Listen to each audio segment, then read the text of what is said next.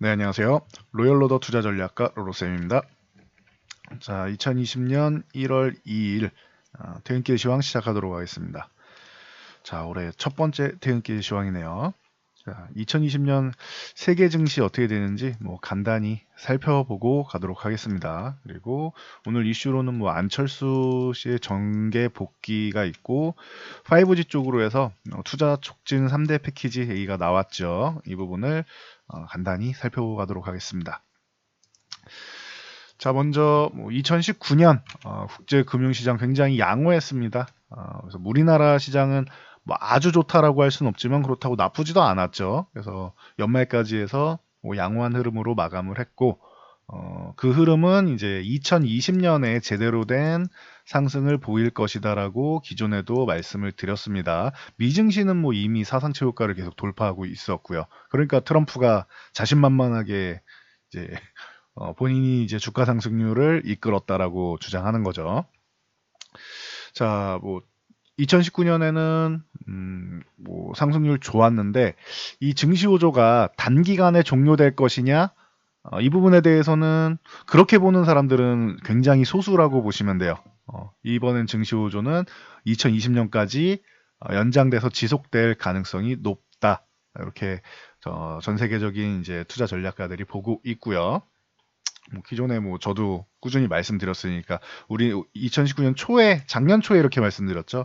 우리나라는 2019년 말에 반도체 쪽이 이제 회복이 살짝 되기 시작하면 반도체 가격이 하락하는 것을 멈추고 살짝 회복되기 시작하면 이걸 필두로 이제 2020년부터 좋아질 가능성이 높다. 여기에 미중 무역 전쟁이 어느 정도 해결이 보이면은 여기서 플러스 알파의 요인을 얻을 수 있다라고 이건 1년 전에 말씀드린 내용인데 그대로 지금 진행되고 있는 것 같습니다.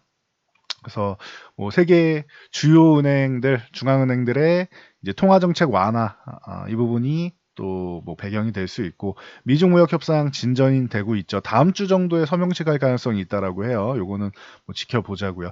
그 외에 리스크 같은 경우에는 항상 살펴보고 가야 되는데 이거 항상 있는 일이죠. 글로벌 경기가 회복된 게 아니에요, 지금. 글로벌 경기는 여전히 그렇게 썩 좋지는 않다. 근데 미중무역 협상이 어느 정도 해결이 되면은 합의가 이루어지고 하면 조금은 회복되지 않겠느냐라는 이런 기대감이 있는 거죠. 그리고 미중 무역 협상에 대해서 계속 말씀드리는데 아직까지도 이제 1단계인 거지 최종 합의가 아니죠. 이 부분에 대해서는 불확실성이 존재하는 거예요.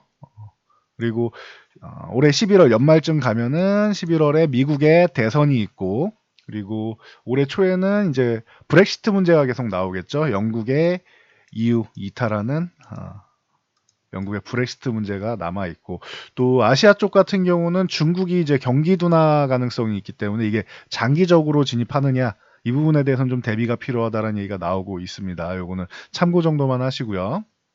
이렇게 리스크도 분명히 존재하는 시장이에요. 무조건적으로 위쪽만 볼 수는 없어요. 근데 기업들 실적이 올해부터는 좀 좋아질 수 있고 5G부터 시작해서 4차 산업혁명의 이제 추가적인 발전 속도가 좀 빨라질 수 있다라는 부분 일단은 5G가 먼저 좀 더 개선이 돼야겠죠.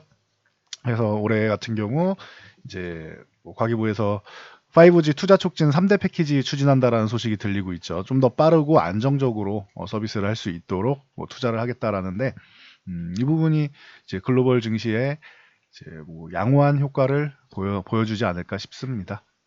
그래서 이렇게 어두운 그림자 분명히 남아 있다 하지만 2019년도에는 미중무역협상 이 부분이 굉장히 힘들었는데 역풍은 현저히 약화될 것이다.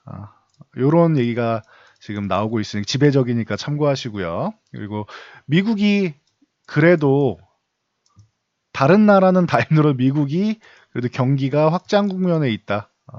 그래서 나머지 세계 금융시장에 있는 리스크 요인들을 이제 흡수할 수 있다라는 의견이 많이 나오고 있습니다. 그러니까 지배적인 의견이 있으니 요거는 참고 정도 하시면 될 것 같아요. 그래도 미국만 잘 버텨줘도 글로벌 증시가 다 무너지진 않는다라는 이 정도 의견입니다. 그래서 요거까지는 참고하시면 될 것 같습니다. 사상 초유의 이제 마이너스 금리 시대가 오다 보니까 이거를 정확하게 짚고 갈 수 있는 사람은 아무도 없어요. 이거는 새로운 분석이 나오는 거고 새로운 시각이 나오는 거예요. 그러니까 여러분들도 무조건 예측만 가지고 보기보다는 예측은 하되 예측하고 예상하되 길을 같이 열어둬야 되는 거예요. 무조건 상승, 무조건 하락 이게 아니고 양쪽 길을 열어두고 그때그때 나오는 상황에 따라서 대처하는 능력이 더 중요한 시장이 다가온다. 이 부분 알고 계시고요. 근데 이렇게 돼도 일단은 실적이 뒷받침되는 주식시장에서는 여러분들은 주식을 하는 목표가 재테크니까 실적이 뒷받침되는 분야를 보시는 게 제일 안정적이고 편안한 투자가 될 수 있습니다. 이게 결론입니다. 결론은 실적이에요. 네, 이렇게 보시면 됩니다. 자, 미증시 간단하게 보고 가면은 이제 12월 31일 2019년 마지막 날 소폭 반등이 나왔어요. 살짝 조정받고 올라오는 그냥 이 구간은 의미가 없는 크게 의미 없는 구간이죠. 살짝 밀려도 그만 올라도 그만인 구간입니다. 자율등락 구간이기 때문에 할 일 잘 해줬다. 위쪽에서 잘 그냥 버텨줬다 정도로 보시면 됩니다. 유종의미를 거뒀죠. 미국 시장은. 뭐 나스닥도 마찬가지입니다. 굉장히 강력하게 뭐 11선 조정받고 11선에서도 반등이 나왔는데 나스닥은 뭐 어마어마한 강세죠. 굉장히 부러운 것 같습니다. 우리나라 기술주들도 올해는 이렇게 날아갔으면은 좋겠습니다. 그래야 여러분들의 계좌가 굉장히 부유해질 수 있겠죠. 자, 한국 증시 오늘 열린 우리 시장 간단히 돌아보면 코스피 같은 경우는 기관이 이제 연말에 매수했던 거를 좀 정리를 하기 시작했어요. 그래서 기관이 5천억 이상의 매도를 보였다. 수급표를 간단히 보면 자, 기관이 뭐 강력한 매도를 보였죠. 그래서 5천억 이상 매도했다. 금융투자가 역시나 단기 자금이라고 말씀드렸죠. 4천억을 매도했습니다.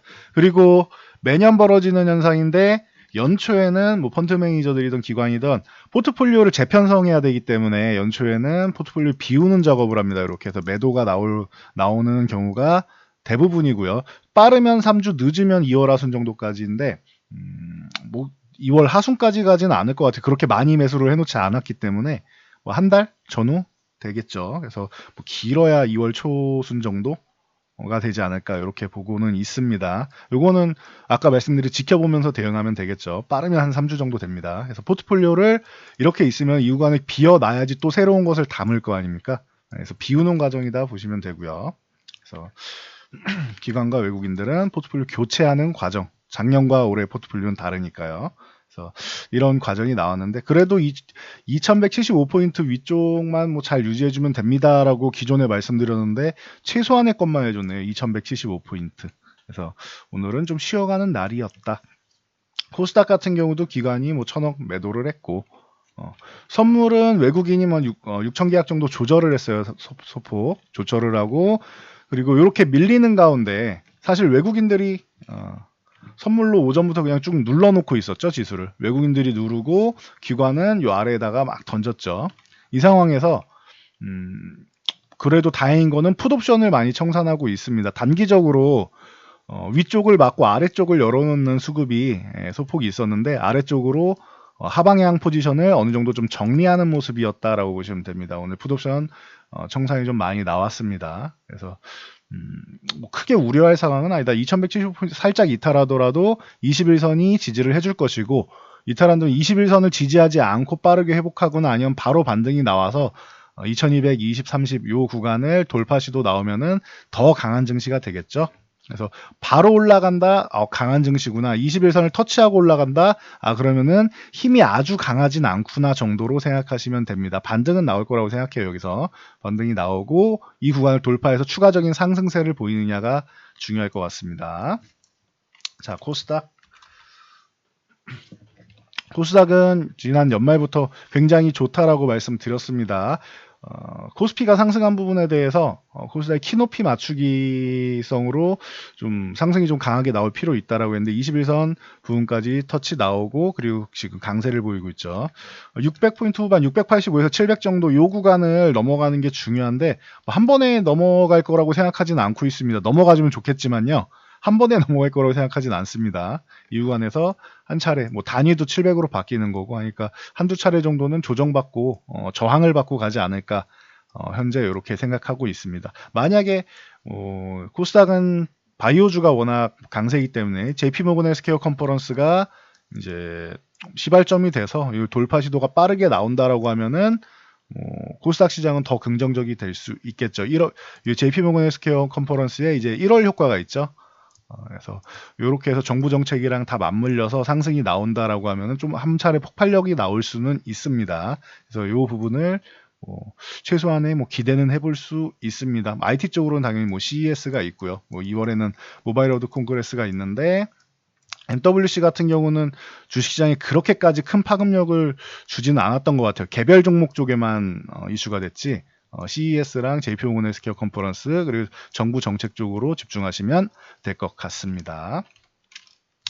자, 그리고 올해 주요 종목 첫날 확인하면 삼성전자 당연히 보고 가야겠죠. 57,000원 저항이다라고 말씀드렸는데 역시나 한 차례 저항, 두 차례 저항 받고 쉬고 있습니다. 이상할 게 없죠. 21선 이격이 벌어져 있기 때문에 올라오는 걸 기다리고 있는 정도입니다. 그래서 다시 좀 밀렸다 가든 바로 가든 다시 돌파 시도는 나올 거라고 봐요. 그리고 결론적으로는 돌파 가능성을 높게 본다라고 말씀드렸습니다. 대신 아무리 돌파하더라도 위쪽에서 추격 매수하지 말고 좀 조정받을 때 기다렸다 매수하시라고 했어요. 기존에도 계속 말씀드린 게 43,500원에서 44,000원 작년 내내 말씀드린 거죠. 그리고 여름 정도부터 요 7월부터 돌파 가능성이 있고 만약에 돌파 못하더라도 배에 힘주고 버티실 분들은 결국 올해 안에 돌파됩니다라고 작년에 말씀드렸고 9월에 돌파를 했죠. 그리고 매도하신 분은 밑에 43,500원, 44,000원 사이 그리고 47,500원을 돌파했을 때 재매수하면 된다. 항상 똑같은 대응으로 보시면 돼요. 이거는 저항을 돌파할 때는 이게 가장 정석적인 대응입니다. 그리고 나서 5만원 돌파한 다음에 쉬어가는 구간 나와야 된다. 매물 소화 잘했다고 했죠. 그래서 2달 정도 쉬고 지금 재상승의 도약을 기다리고 있습니다. 삼성전자는 57,000원 넘어가면은 역사상 최고가를 넘어갈 가능성이 높고 한 6만원대를 볼 가능성도 생긴다라고 보시면 됩니다.